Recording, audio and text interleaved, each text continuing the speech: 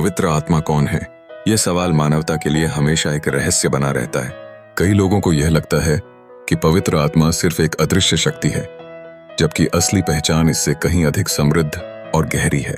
Bible में पवित्र आत्मा की पहचान एक ईश्वरीय प्राणी के रूप में दी गई है, जिसमें बुद्धि, भावनाएं और इच्छा जैसे गुण विद्यमान हैं।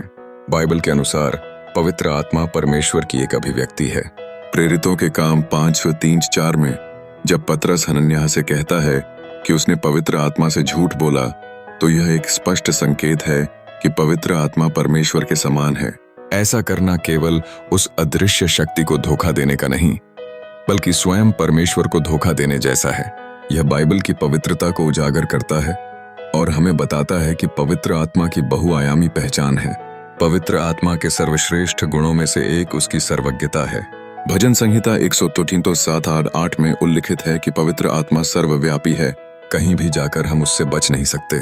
इसी तरह 1 कुरिन्थियों 2:10-11 में यह स्पष्ट होता है कि पवित्र आत्मा हर गूढ़ बात को जानता है। यह उसके ज्ञान और समझ का संकेत है, जो उसे बाकी सभी प्राणियों से अलग करता है। पवित्र आत्मा के गुण केवल उसके ज्ञान तक सीमित नहीं हैं, वह व्यक्ति की भावनाओं को भी समझता है।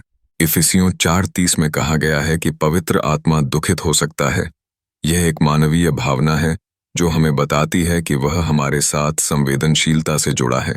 जब हम सहायता की आवश्यकता महसूस करते हैं, तो पवित्र आत्मा हमारे लिए मध्यस्थता करता है, हमें सपोर्ट और मार्गदर्शन प्रदान करता है।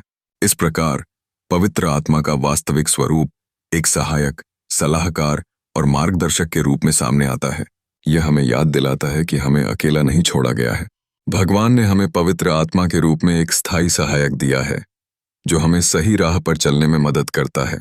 इस प्रकार पवित्र आत्मा की पहचान केवल एक शक्ति नहीं है, बल्कि एक व्यक्तिगत और आत्मीय संबंध का प्रतीक है।